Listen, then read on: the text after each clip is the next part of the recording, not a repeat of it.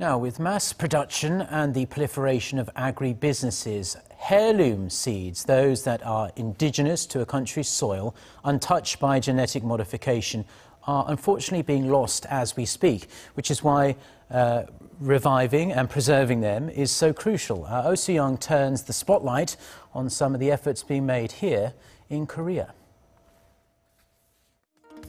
You might get your fruit and vegetables crisply packaged and presentable from a local shop or a mega supermarket from halfway across the world. But a growing number of Koreans are choosing to take fresh local produce out of a library. With more than 140 seeds native to Korean soil, a seed library in Suwon allows farmers and area residents to grow their own plants and organic produce, from grains and herbs to fruits and vegetables.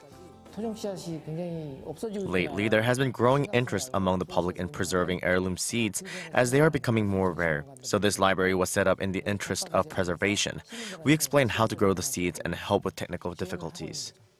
The seeds can be grown at home or on a plot of land provided by the local government to encourage more homegrown produce. And like any good book, each seed comes with a unique story of its own. These are yellow lettuces. They retain their beautiful glow as they grow. They're soft and taste wonderful. I got this from an elderly woman in Ponghwa, where we stayed 3 months to look for native seeds. She had received them from her late mother-in-law, who presumably got them from generations back. In fact, some seeds are believed to date back thousands of years. 당구신화에 마늘 나오듯이 아마 이제 마늘이 아마 달래나 이런 종류의 이제 마늘이 아니었을까 그렇게 좀 생각을 하고 있어요.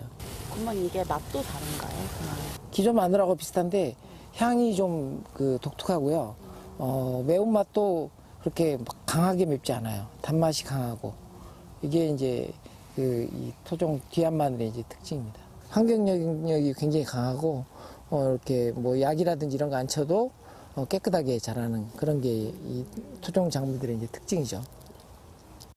However, these seeds and their age-old heritage are in danger of dying out. With the rise of agri-business and the mass production of crops, most farmers have been swayed by big yields generated by imported seeds. Arirang, a research veteran, has been at the forefront of saving heirloom seeds for the last 30 years. About 95% of the crops produced in Korea now depend on imports of genetically modified seeds that are sterilized for one-time use, meaning that farmers must buy them again every year with no control over what they produce. So our food sovereignty is in the hands of big agricultural corporations. Anne has collected roughly 20,000 native seeds over the years, which she has distributed throughout the country, setting up seed cooperatives and academies to promote their use. They're our greatest genetic asset, treasures, passed down by our ancestors. You can't find them anywhere else on Earth. Having weathered the changes in climate for 4,000 years, they're genetically equipped to survive any further changes or food shortages brought about by climate change through organic farming methods. Experts say seeds must also be preserved in the interest of protecting biodiversity. So Korean researchers are extending their efforts to collect and store them for use in research and development. We don't know what kinds of crops may be needed or in demand in the future, which is why we must protect the diversity of indigenous crops.